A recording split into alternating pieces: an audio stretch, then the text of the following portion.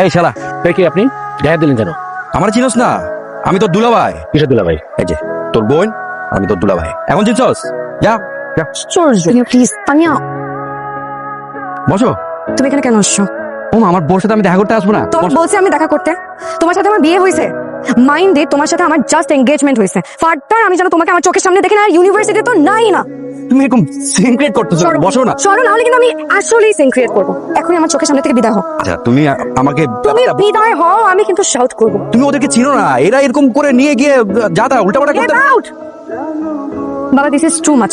আমি আর টলারেট করতে পারছি না। কি টলারেট করতে পারছিস না? তোমার বন্ধু ছেলে রানা প্রচন্ড বিরক্তিকর। আমাকে সব জায়গায় ফলো করে, আমার পার্সোনাল বিষয়ে ইন্টারফেয়ার করে। আমি কোথায় যাবো না যাবো, কার সাথে কথা বলবো না বলবো, আমি কি খাবো না খাবো, সব বিষয়ে বাবা নাক গলায়। হাসতেছো? আজকে কি করছে তুমি জানো? কি? আমার বেস্ট ফ্রেন্ডকে ধরে মারধর করছে। ও একটু পজিটিভ ধরনের, ওটা কোনো সমস্যা না। তোর প্রতি বেশি আর কি কেয়ারিং। তোমাদের কাছে সমস্যা না হতে পারে, আমার জন্য এটা অনেক বড় সমস্যা।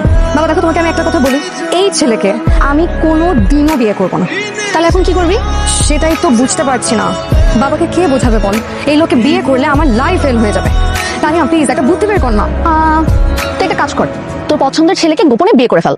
প্রথমে একটু প্রবলেম হবে, বাট 80% ক্ষেত্রে মা বাবা না লাস্টে মেনেই নেয়। গুড আইডিয়া, কিন্তু এইভাবে বিয়ে করলে পরিবারের বদনাম হবে না?